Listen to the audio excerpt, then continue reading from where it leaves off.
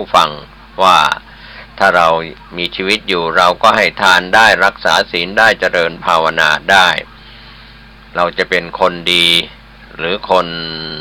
ภารชนคนชั่วก็มีอยู่สองประเภทนะครับถ้าเราหวังจะเป็นคนดีเราก็ต้องคบคนดีที่เป็นนักปราชญ์ราชบัณฑิตเป็นคนดีเราก็ต้องห่างไกลจากคนชั่วที่เป็นภารชนคนชั่วทั้งมนุษย์ทั้งหลายก็มีทั้งดีและชั่วเมื่อทำดีก็ไปมาเกิดเป็นมนุษย์เป็นเทวดาเป็นอินทร์พรหมยมยักษ์นะครับถ้าเป็นคนชั่วก็ไปสู่อบายภูมิอบายเมืองมนุษย์อบายทั้งสี่มีสัตว์นรกเปรตอสุรกายสัตว์เดรัจฉานใครๆก็ไม่สามารถที่จะปิดกั้นได้ถ้าท่านทำความชั่วก็ต้องไปอบายทำความดีก็มีสุคติเป็นที่หวังดังนั้นเราก็มาเน้นกันทางด้านจิตใจเรื่องของพุทธศาสนาก็มาเน้นกันทางจิตใจ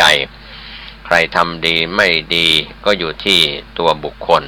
สุทธิอสุทธิปัจจตังนันโยอัญญังวิโสทะเย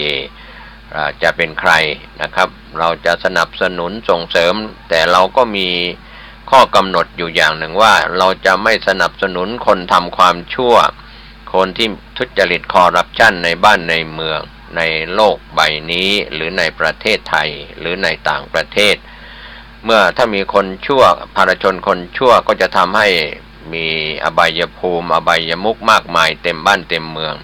มีคนทำผิดกฎหมายซึ่งเป็นขื่อแปรของบ้านเมืองมากมายเราไม่สนับสนุนไม่ไปคบค้าสมาคมก็ห่างไกลคนชั่วเหล่านั้น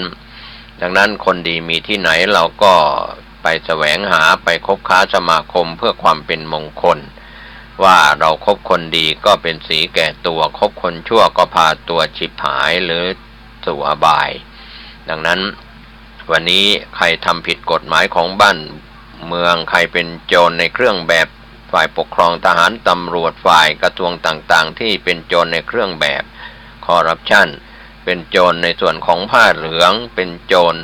ในคราบใครอย่างไรเราก็จะต้องห่างไกลเราไม่สรรเสริญหรือส่งเสริมคนทำความชั่วเหล่านั้นครับก็กฎหมายเราตรากันมีบทบัญญัติมีกฎหมายแม่กฎหมายลูกมากมายก็จริงแต่ถ้าคนเหล่านั้นไม่ยอมปฏิบัติตามก็ไม่ก่อเกิดประโยชน์ก็ ไม่มีความหมายก็โจรคนผ่านก็เต็มบ้านเต็มเมืองในปัจจุบันเรามีกล้องวงจรปิดตามถนนหนทางตามอาคารตามบ้านเรือนตามสถานที่ต่างๆมากมายเห็นหน้าโจรเห็นหน้าคนทำความชั่วแต่ไม่สามารถจะ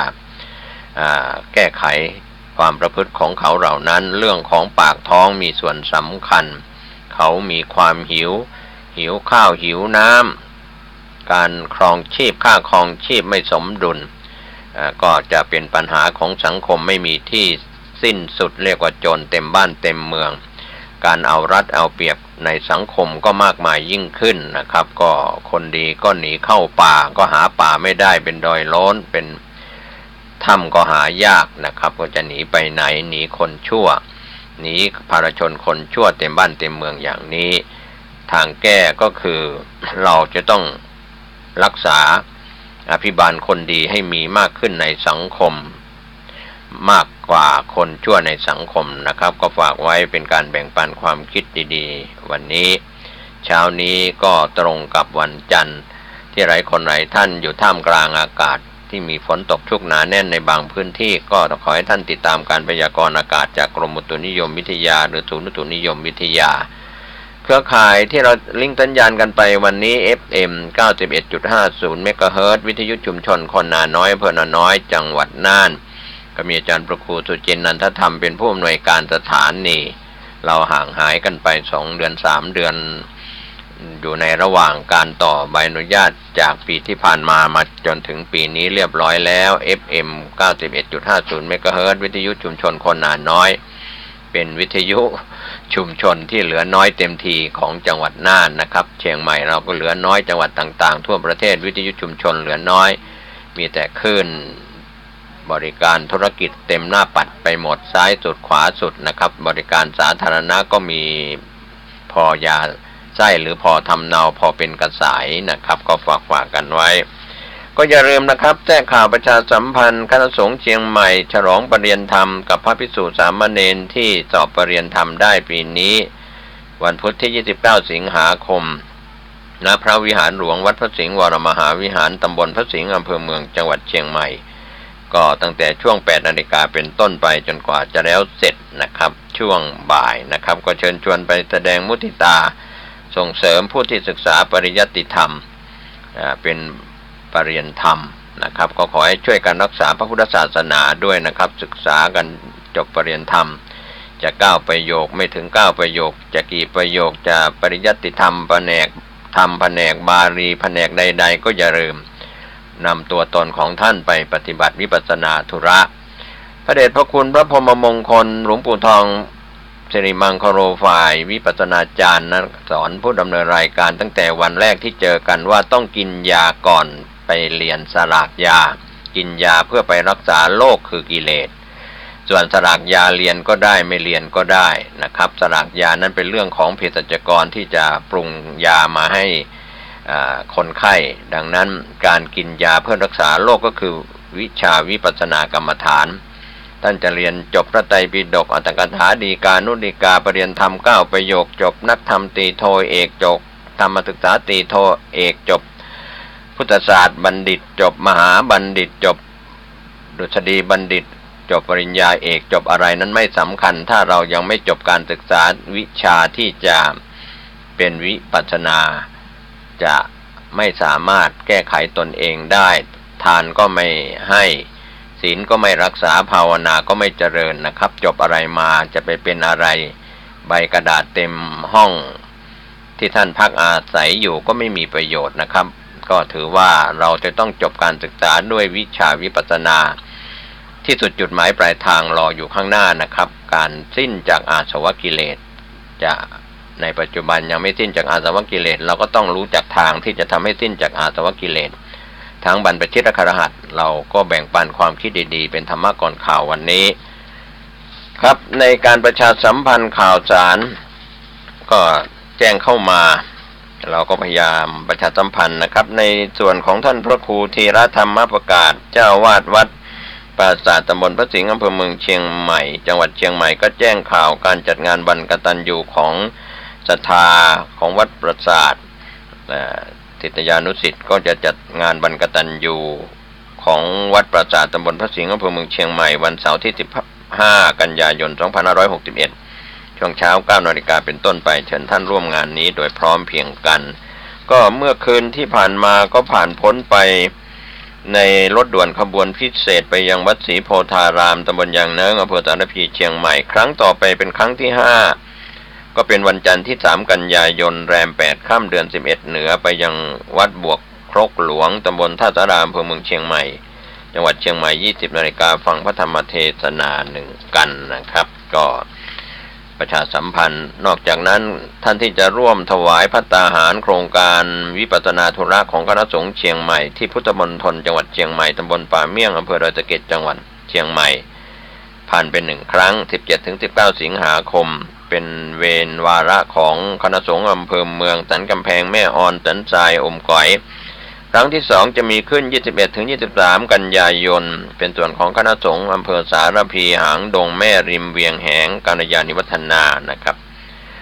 จะมีพระคุณเจ้าจากอำเภอของคณะสงฆ์ต่างๆพร้อมศรัทธาก็จะร่วมกันปฏิบัติธรรมในอาทิตย์ที่3นะครับก็ตรงกับวันที่21 22 23 กันยายนในเดือนหน้านะครับก็ไปร่วมถวายภัตตาหารน้ำปานะกันทั้ง3วันศุกร์เสาร์อาทิตย์ที่3ที่พุทธมณฑลจังหวัดเชียงใหม่ตำบลป่าเมี่ยงอำเภอดอยสะเก็ดจังหวัดเชียงใหม่โดยพร้อมเพรียงกัน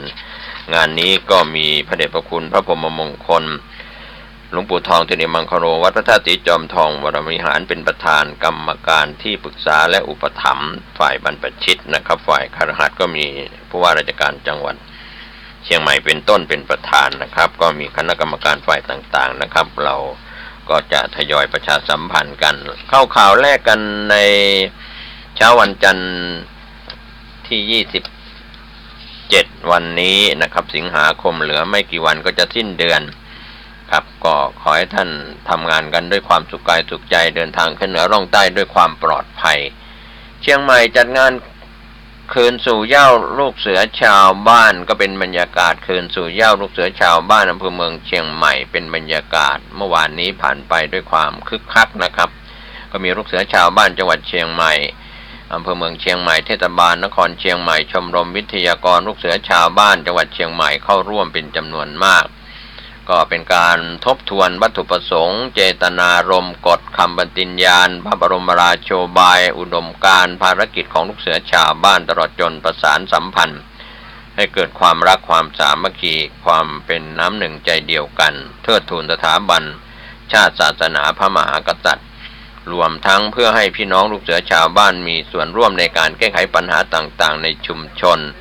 ลูกเสือชาวบ้านเป็นกลุ่มของชาวบ้านที่มาทำประโยชน์ให้กับสังคมผ่านการเป็นลูกเสือการทำงานหรือการเข้าค่ายต่างๆคล้ายกับลูกเสือที่มีการเรียนการสอนตามโรงเรียนก็เริ่ม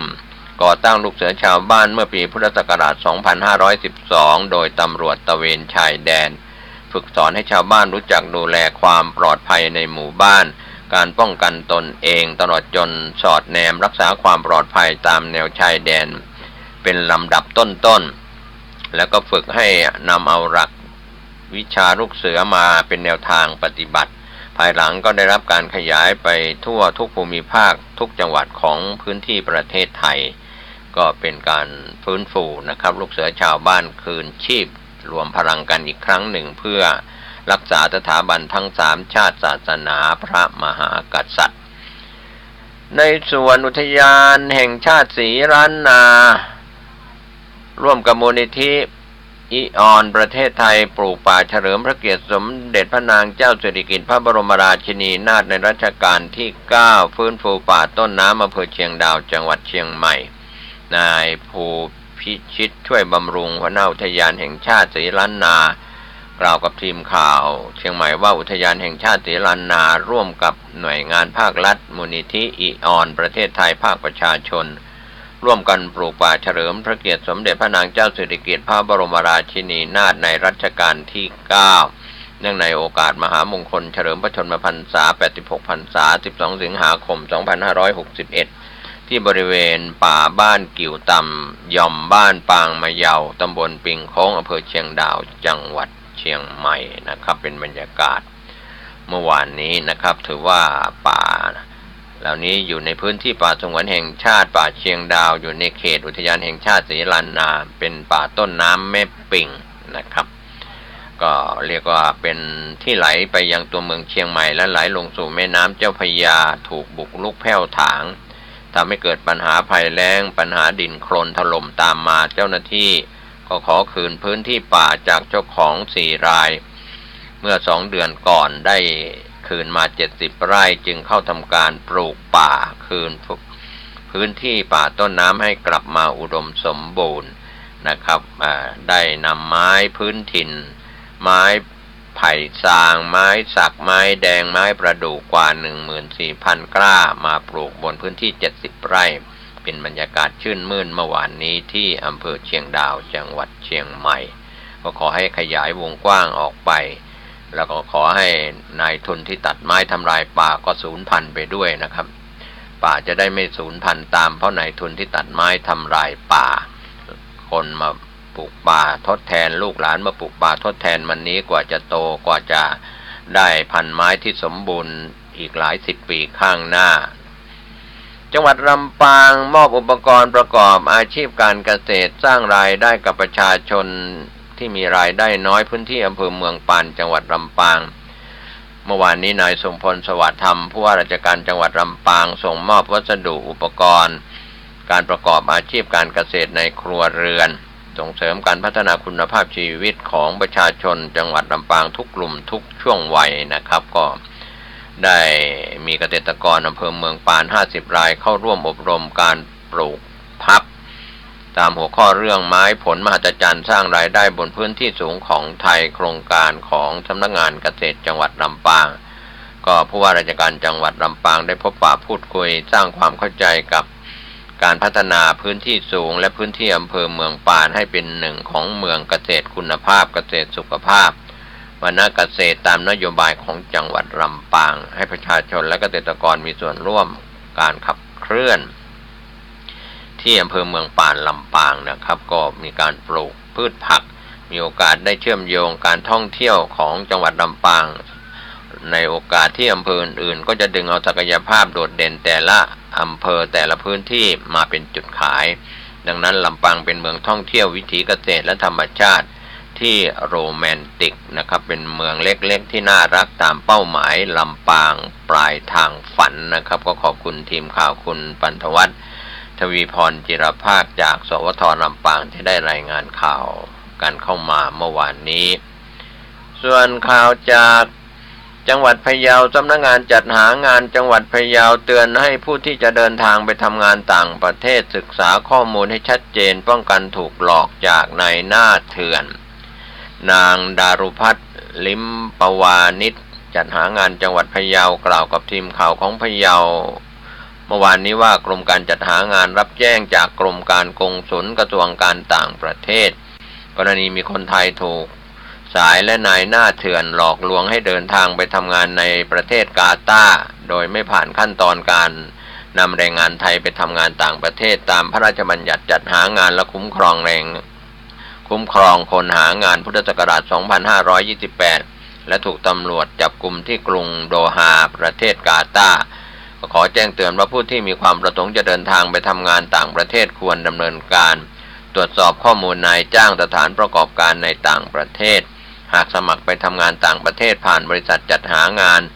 ก็สามารถตรวจสอบข้อมูลบริษัทจัดหางานได้จากเว็บไซต์ของกรมการจัดหางานพร้อมศึกษาสัญญาจ้างอย่างละเอียดรอบคอบเกี่ยวกับอัตราค่าจ้างเงื่อนไขการจ้างการจ่ายค่าจ้างเงินค่าล่วงเวลาเงินโบนัสและเงินสิ้นสุดการทำงานเมื่อครบสัญญาและกรณีที่จะต้องถูกปรับหากทำงานไม่ครบสัญญาจ้างโดยเฉพาะอย่างยิ่งการเดินทางไปทำงานในประเทศกาตาร์จะมีกฎหมายเฉพาะสำหรับแรงงานต่างชาติก่อนเดินทางกลับประเทศจะต้องได้รับอนุญาตจากนายจ้างที่ทำงานด้วยนะครับมีการศึกษาธรรมเนียมประเพณีวัฒนธรรมสภาพอากาศและวัฒนธรรมการทำงานก่อนการเดินทางเพื่อการปรับตัวและก็เตรียมความพร้อมด้านจิตใจในการเผชิญของงานและวิถีชีวิตที่แตกต่างไปจากประเทศไทยก็จะต้องไปสัมผัสกับประเทศที่ปลายทางคือประเทศกาตาร์นะครับก็ออกมาเตือนจากผู้เกี่ยวข้องในประเทศไทยเพราะว่าโดนถูกหลอกนายจ้างหลอกไปทำงานต่างประเทศนั้นหลายครั้งหลายคราหลายหนจนเรียกว่าไม่เข็ดหลาบกันก็ยังถูกหลอกกันอยู่ในส่วนชวลิตพลาผลคว้าแชมป์กอล์ฟอาชีพไทยแลนด์ PGA ทัวร์ที่ลำพูนนะครับก็เป็นการแข่งขันกอล์ฟอาชีพไทยแลนด์ PGA ทัวร์สะสม Order of Merit สนามที่4รายการสิงห์ AT ลำพูนคลาสสิก 2018 จัดขึ้นที่สนามกัดสัน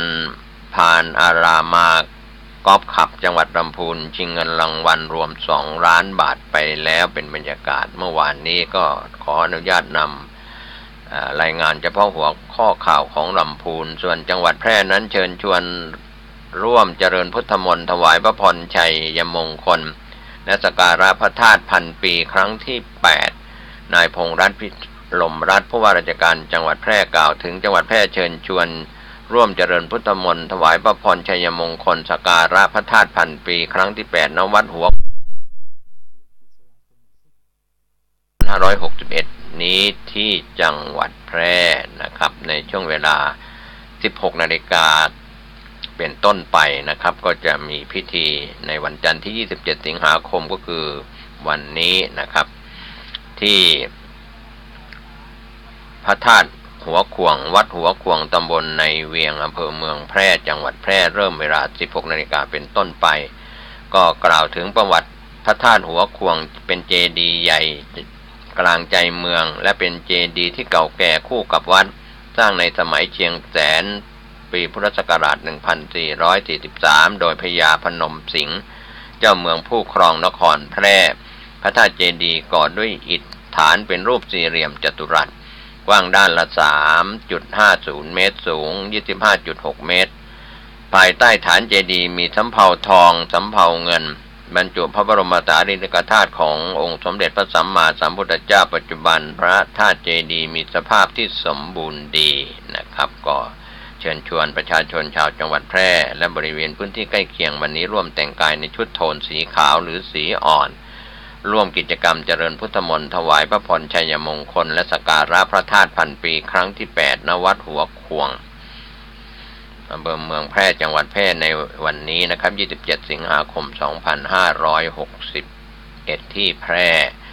ส่วนป่าไม้แม่ฮ่องสอนร่วมขับเคลื่อนการผลิตเกษตรอินทรีย์ในทิศทางที่ถูกต้องแล้วก็เป็นระบบแล้วนายมานพสายอุ่นใจผู้อำนวยการสำนักจัดการทรัพยากรป่าไม้ที่ 1 สาขาแม่ฮ่องสอนกล่าวกับทีมข่าวของแม่ฮ่องสอนคือคุณอมฤตจานุวีจากสวทแม่ฮ่องสอนว่าเมื่อวันที่ 25 สิงหาคมที่ผ่านมาประชุมหารือขับเคลื่อนเกษตรอินทรีย์ในพื้นที่จังหวัดแม่ฮ่องสอนที่มหาวิทยาลัยราชภัฏเชียงใหม่วิทยาลัยแม่ฮ่องสอนก็เป็นการแลกเปลี่ยนข้อมูลเพื่อนำไปเป็นแนวทางปรับปรุงการผลิตอินทรีย์ในด้านเกษตรอินทรีย์ให้ถูกทางถูกต้องแล้วก็เป็นระบบแล้วที่จังหวัดแม่ฮ่องสอนครับในส่วนเทศบาลเมืองแม่ฮ่องสอนนั้นยังจัดกิจกรรมรณรงค์ตลาดสดน่าซื้ออาหารปลอดภัยเฉลิมพระเกียรติสมเด็จพระนางเจ้าสิริกิติ์พระบรมราชินีนาถในรัชกาลที่ 9 ระหว่างวันที่ 24 ถึง 30 สิงหาคมนี้ที่บริเวณด้านหลังตลาดสายหยุดและยกระดับตลาดสดเทศบาลเมืองแม่ฮ่องสอนให้ได้มาตรฐานนะครับก็เป็นบรรยากาศในการรณรงค์ตลาดสดน่าซื้อที่ตัวเมืองแม่ฮ่องสอนจังหวัดแม่ฮ่องสอนนักท่องเที่ยวต่างเข้าชมภาพวาดตำนานดอยนางนอนที่ขัวศิลปะจังหวัดเชียงรายเป็นจำนวนมากเมื่อวานนี้ภาพบรรยากาศที่บริเวณหน้าขัวศิลปะตำบลบ้านดูอำเภอเมืองเชียงรายจังหวัดเชียงรายอาจารย์เฉลิมชัยโคสิทธิพิพัฒน์ศิลปินแห่งชาติชาวเชียงรายพร้อมด้วยอาจารย์สุวิทย์ใจป้อมนายกสมาคมขัวศิลปะและศิลปินชาวเชียงรายจำนวนมากร่วมกันวาดภาพด้วยสีน้ำมันบนผืนผ้าใบความกว้าง3 เมตรยาว4 เมตรจำนวน2 ภาพชื่อผลงานนางนอนเพื่อนำจัดแสดงคู่กับภาพที่ได้เขียนภาพไว้เดอะฮีโร่ขนาดความยาว13 เมตรกว้าง3 เมตรที่ถ่ายทอดเรื่องราวการปฏิบัติการช่วยเหลือ13 ชีวิตทีมหมูป่าอะคาเดมี่และผู้ฝึกสอนรวม13 คนที่ติดอยู่ในถ้ำหลวงขุนน้ำนางนอนปัจจุบันภาพเดอะฮีโร่เก็บรักษาไว้ที่วัดร่องขุ่นตำบลป่าอ้อดอนชัยอำเภอเมืองเชียงรายจังหวัดเชียงรายสำหรับผลงานภาพนางนอนทั้ง2 ภาพได้เริ่มวาดเมื่อ 25 สิงหาคมที่ผ่านมาคาดว่าใช้ระยะเวลาวาดประมาณ2 สัปดาห์จึงจะแล้วเสร็จนะครับเป็นภาพที่มีเรื่องราวเกี่ยวกับภาพแรกออกแบบและวาดโดยอาจารย์เฉลิมชัยร่วมกับกลุ่มศิลปินชาวเชียงราย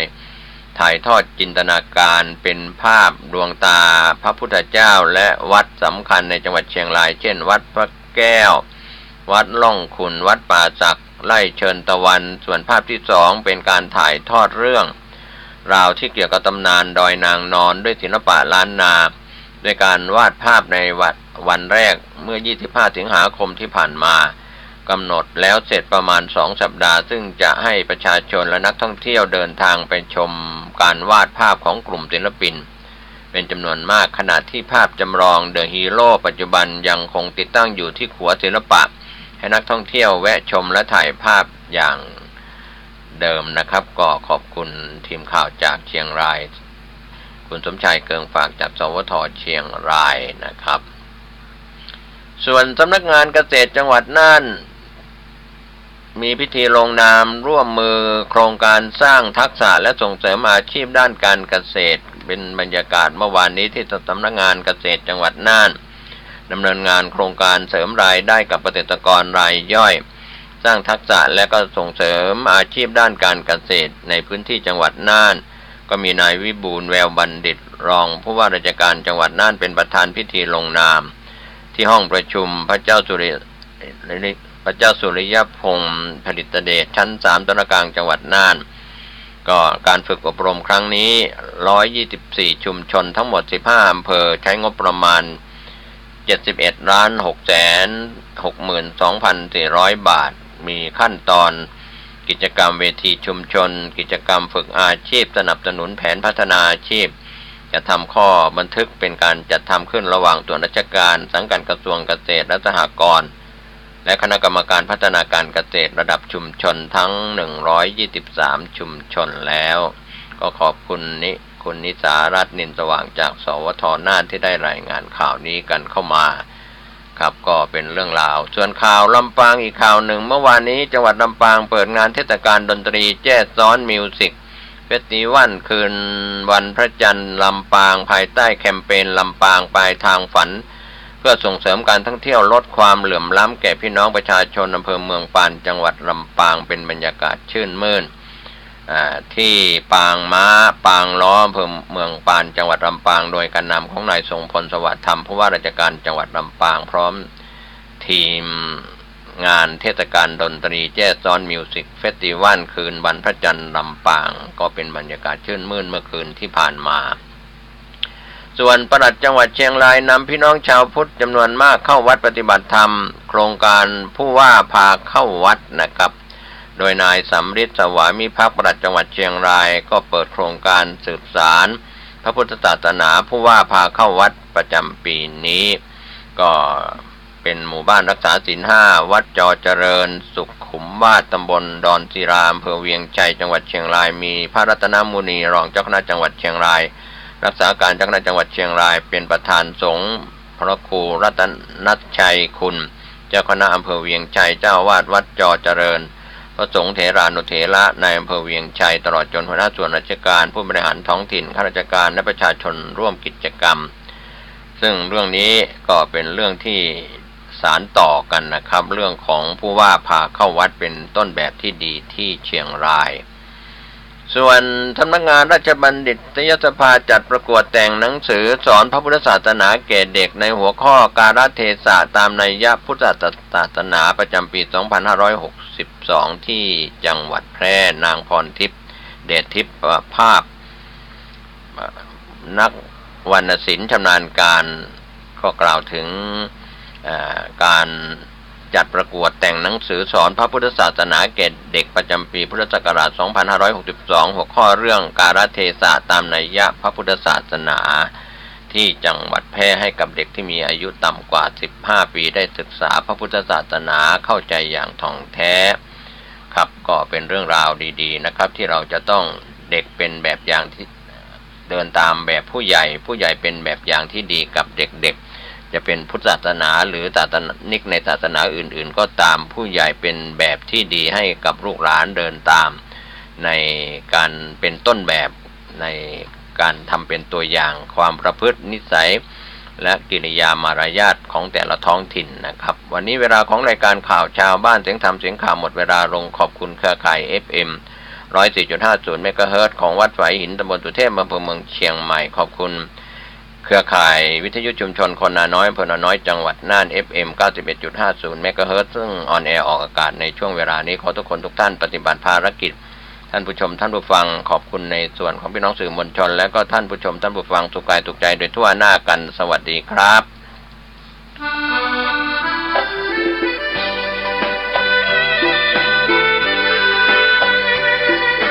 ผู้ที่ไปจำศีลฟังนำฟังธรรมกันแล้วผู้ที่ไปถืออุโบสถศีลนั่นก็ต้องออกจากวันนี้ก็กับคนก็ต้องออกจากอุโบสถศีลคือว่าไปรักษาอุโบสถศีลบางทีก็เรื่องเนี้ยเรื่องการถืออุโบสถศีลเนี่ยมันกับเนี่ยไปมันจะเป็นบอกว่าจะเป็นในวัดก็ได้นอกวัดก็ได้ เราทำได้ทุกที่นะแต่ว่าในวัดนี่มันเป็นสถานที่เงียบสงบมันปราศจากสิ่งแวดล้อมต่างๆเพราะว่าอันนั้นก็เป็นของเราอันนี้ก็เป็นของเรานั้นมันก็คงจะลดน้อยหายไปในเมื่อมาวัดแล้วอันนี้เรื่องการรักษาถืออุโบสถศีลเนี่ยอันนี้มีการเรื่องการฟังธรรมกันดีนะแต่ว่านี่ก็ที่วัดนี่ก็มีการฟังธรรมก็เอาธรรมนี่มาเทศนาคือทำเรื่อง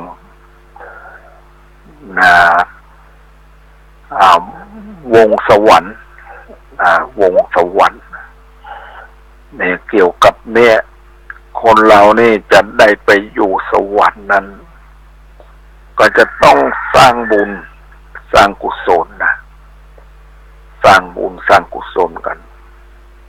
ในการทานก็ดีในการรักษาศีลก็ดีในการเจริญภาวนาก็ดีเนี่ยผู้ที่ทานเนี่ยก็ย่อมจะมีความสุขความสบายด้วยมีทรัพย์สมบัติใจสอยว่าขาดแคลนเนี่ยมีกินมีอยู่แล้วก็เนี่ยไปเรื่อยๆผู้รักษาศีลนี่ก็เนี่ยก็บอกกังวลในเรื่องที่เขาจะมาเบียดเบียนหรือว่าตัวเองจะต้องไปถูกผู้อื่นเบียดเบียนหรือจะได้รับความทุกข์ทรมานอย่างนั้นอย่างนี้เนี่ยผู้ที่รักษาศีลเนี่ยอันนี้เรื่องการรักษาศีลเนี่ยอันนี้เรากับไปหันนะบางที่นะก็มาได้รักษาศีลกันมาได้สนใจในเรื่องการทานก็นะแบบนั้นบ่ได้เอาเรียกว่าบ่ได้เอามาคือว่ามันเพื่อจะพ้นทุกข์นะบางทีก็ไปเบียดเบียนสัตว์อื่นอะไรอย่างต่างๆเนี่ยนะอันนี้ก็เรียกว่า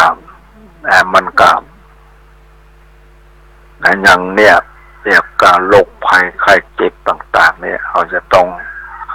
นั่นดูว่ามันมาจากไหนอันนี้เราจะต้องเนี่ยอันนี้เรื่องเนี่ยการที่เราเบียดเบียนสัตว์เนี่ยเราบัดทำลายสัตว์บัดทำให้สัตว์ได้เดือดร้อนเนี่ย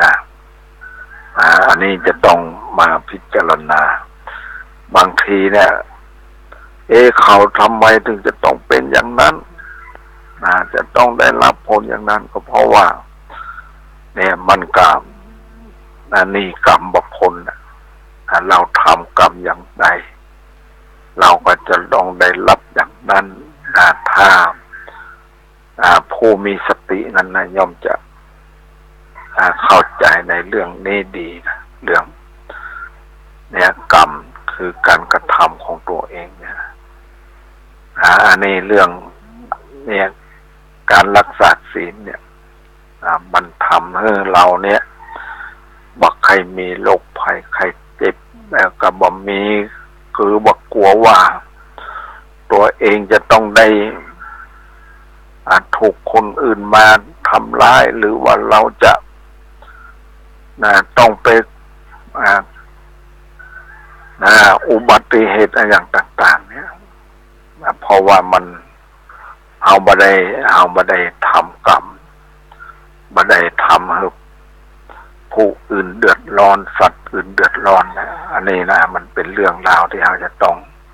เอามาพิจารณาเรื่องกันรักษาศีลเนี่ยอันนี้แล้วเรื่องการเกี่ยวกับเจริญภาวนาเนี่ยเจริญภาวนาเนี่ยก็พิจารณาในตัวของเรา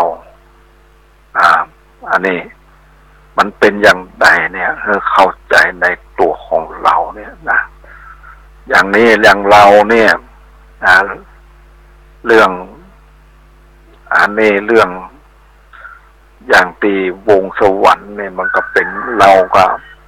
หมายความว่าเราจะไปอยู่ในสวรรค์ได้เนี่ยเราจะต้องเนี่ยมีเข้าของสมบัติเนี่ยได้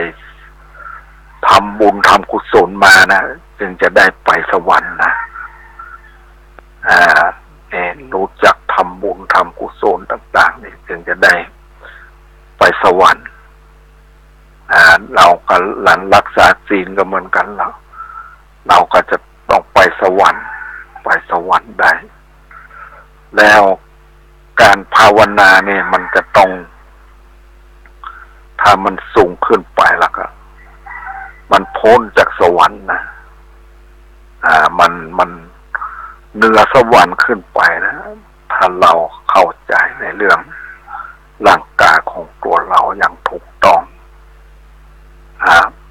มันเหนือสวรรค์ขึ้นไปก็คืออย่างเราเหนือสวรรค์นะก็เนี่ยนิพพานนั่นแหละนะนิพพานนะความดับทุกข์ต่างๆเนี่ยบ่ต้องทุกข์บ่ต้องเดือดร้อนอะไรอย่างต่างๆเนี่ยอันนี้นะเรื่องสวรรค์ในการนั้นอย่างนี้ผู้ที่จะต้องคืนขั้นสวรรค์อยู่สวรรค์นั่นนะแล้วอันนี้เรื่องในเรื่องเนี้ยเอาก็ศึกษาอย่างเนี้ยอย่างพระพุทธเจ้าเบิ่นกันนั่นแล้วเอาศึกษาอย่างพุทธคุณเนี่ยพระพุทธเจ้าเบิ่นกันบัดติดแล้วบัดติดอยู่ในสวรรค์แล้วมาพิจารณาว่าถ้าอยู่อย่างนี้นะเราก็ชีวิตของเราก็จะบอบพ้นจากความเกิดความแก่ความเจ็บความตายไปได้นะอันนี้เราไม่สามารถที่จะพ้นไปได้เนี่ยมันก็ต้องหาทางที่สูงขึ้นไปกว่าสวรรค์ถึงแม้จะ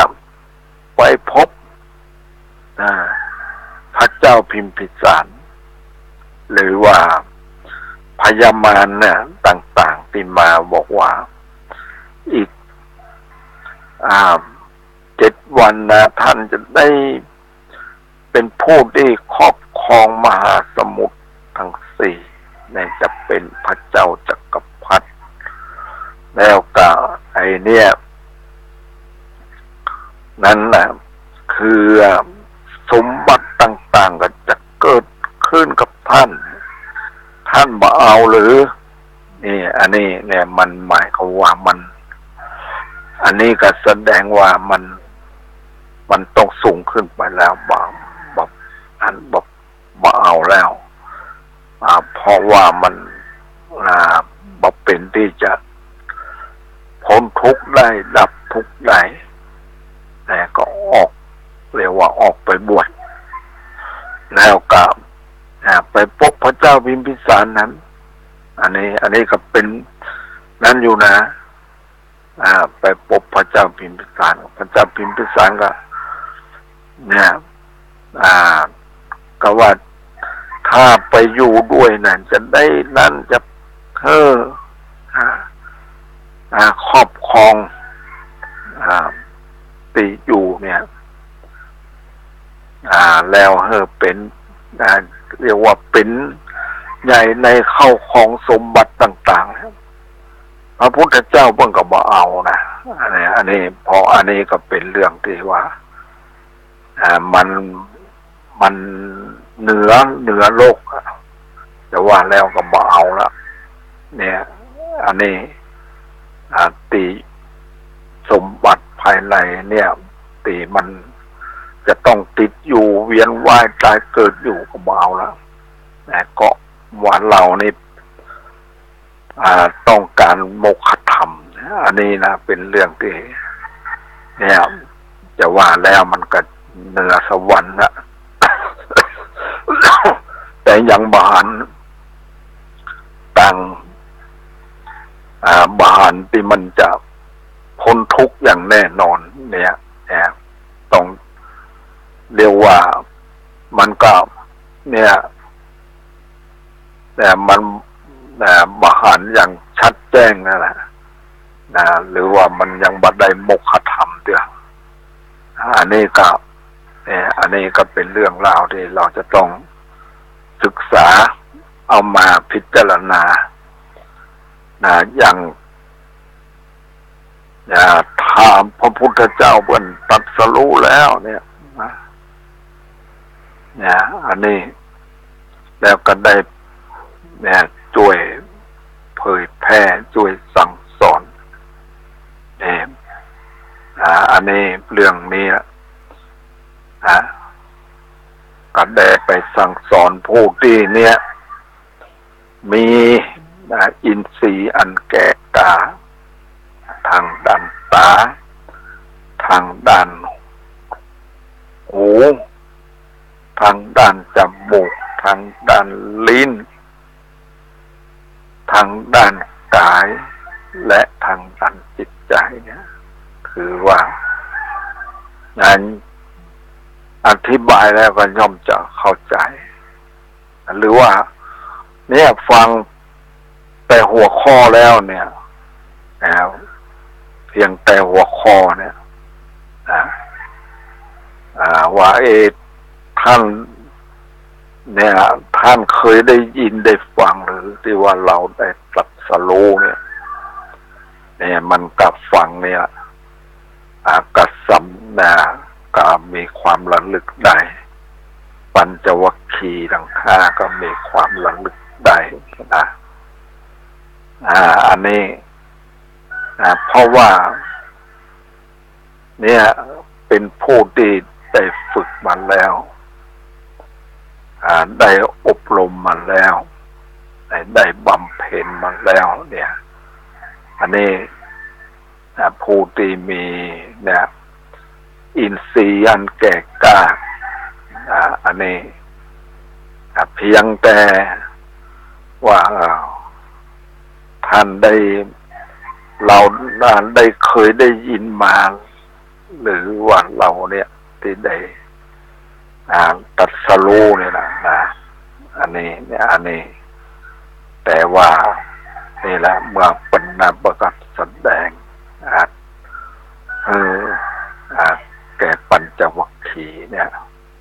ว่าบรรพชิตว่าควรจะไปเสพไปเสพคือไปติดที่สุดสองอย่างกามสุขันลิกานุโยคเนี่ยทางด้านกามเนี่ยอย่างทางด้านกามที่เรายังติดกันอยู่เนี่ยนะมันติดกันอยู่เนี่ยทางด้านตาทางด้านหูทางด้านจมูกทางด้านลิ้นทางด้านกายและทางด้านจิตใจเนี่ยที่เราพัวพันอยู่เนี่ยอันนี้พระพุทธเจ้าเพิ่นกับนั้นเป็นตัวอย่างแล้วเพิ่นกับบ่ได้ติด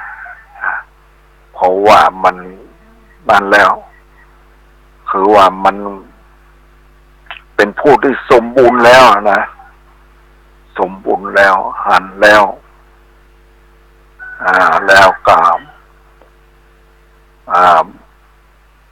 ทางด้านอัตตกิลมัฏฐานุโยคก็ กรรมติดกับนั้นมาแล้วทดสอบมาแล้วทำมาแล้วนี่มันบอกเป็นที่จะทำให้พ้นทุกข์อย่างนี้เรื่องเนี่ยอัตตกิลามัฏฐานุโยคเราอยู่แบบทรมานเนี่ยอันนี้เรื่องเราอยู่แบบทรมานเนี่ยมันได้เนี่ยถ้าเรามาได้ฝึกฝนอบรมเนี่ยเนี่ยอย่างเนี่ยสิ่งที่มันล่อสิ่งที่มันทำให้เรานั้นต้องมาได้พ้นทุกข์เนี่ยคือเนี่ยมันก็ปล่อยให้ไปตามอำนาจของกิเลสบัดใดบังคับมันบัดใดฝึกฝนมันเนี่ยอย่างเราตั้งอยู่ในศีลห้านี่ก็ดีนะบางนั่นก็ถ้าหากผู้ที่บัดใดอบรมบัดใดฝึกฝนกันว่ามันยากทำไมเพิ่นถึงห้ามมาฆ่าสัตว์ตัดชีวิตทำไมถึงมาเพิ่นมาลักขโมยของคนอื่น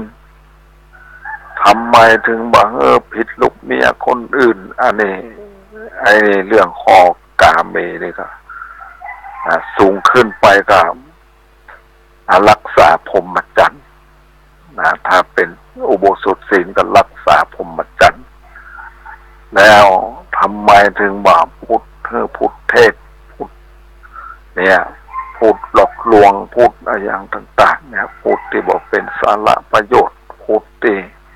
บรรนำมาซึ่งความ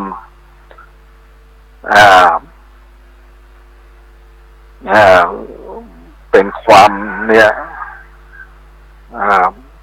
พูดความเห็นแก่ตัวก็ว่าได้นะนำความมาซึ่งเป็นอัตตาเนี่ยความพูดส่อเสียดเนี่ยพูดเพ้อเจ้อสะไลสลานี่โมนี่ก็เป็นคำเรียกว่ามาจากวัจีคือ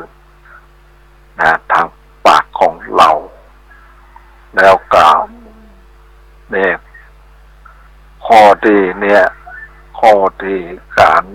ดื่มสุราเมลัยเนี่ยนี่มันนี่เรื่องนี้นะเรื่องการดื่มสุราเมลัยเนี่ย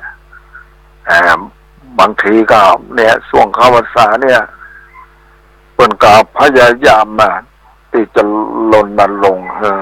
เอาบัดดื่มสุราเมลัยอันเป็นที่ตั้งแห่งความประมาทเนี่ยก็ไปดูสถานบางที่ก็นั่นก็เนี่ย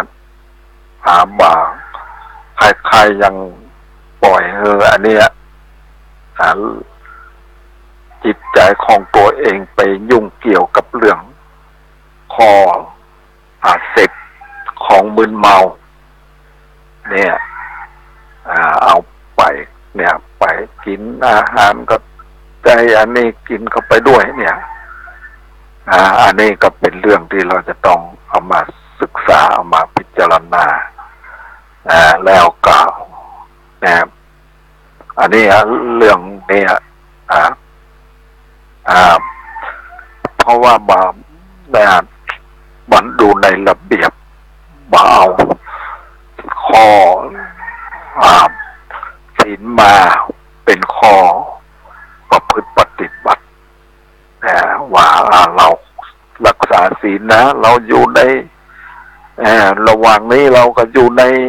ช่วงเข้าพรรษาเราควรจะอดเว้นอย่างนั้นอย่างนี้อันนี้แต่ว่าเราก็ไม่ได้เอามาเป็นข้อประพฤติปฏิบัติกันมีกันดื่มกันกินกันอันนี้มันก็เป็นเรื่องที่เราจะต้องเอามาพิจารณาผู้ที่มีอินทรีย์แก่กล้าแล้วเนี่ยก็ย่อมจะมันละเมิดว่าได้แล้วเพราะว่ามันถึงจะจ้างให้กินให้ดื่มมันก็มาเอาแล้วเพราะว่ามันหัน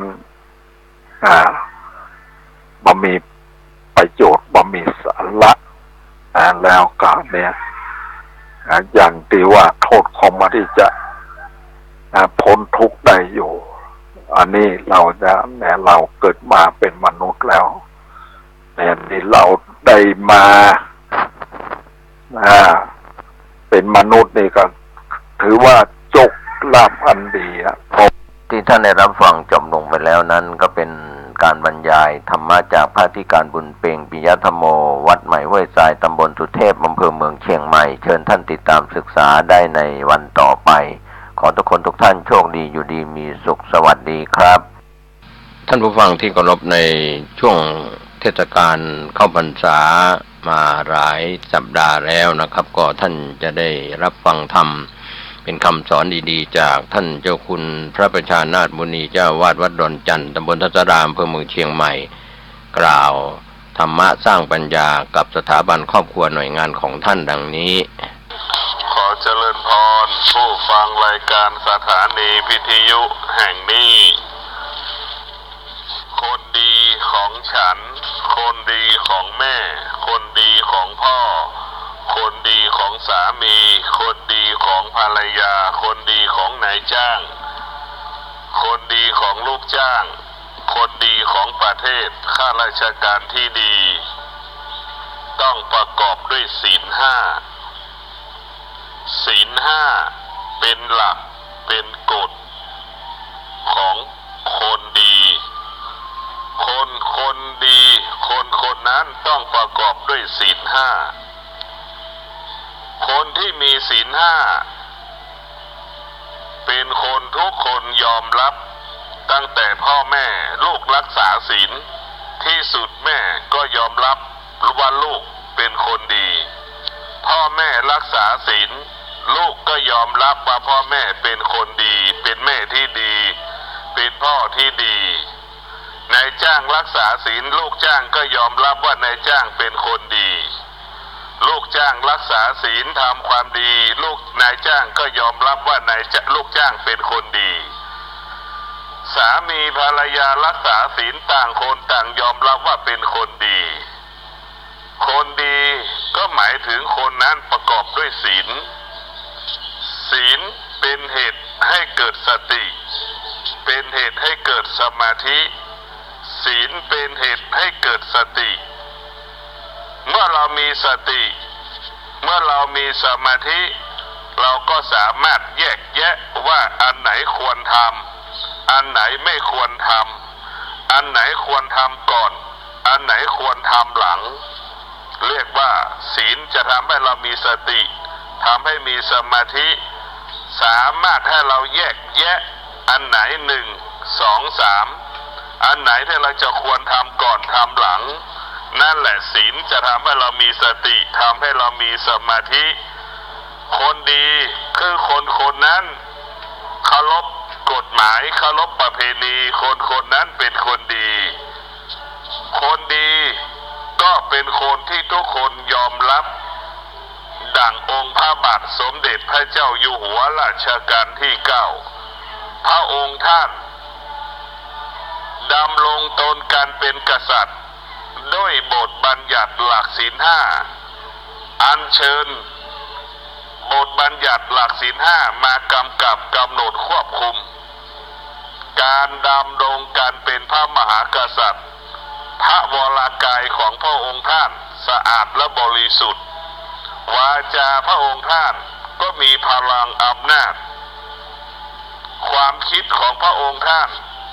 ก็เจริญด้วยปัญญา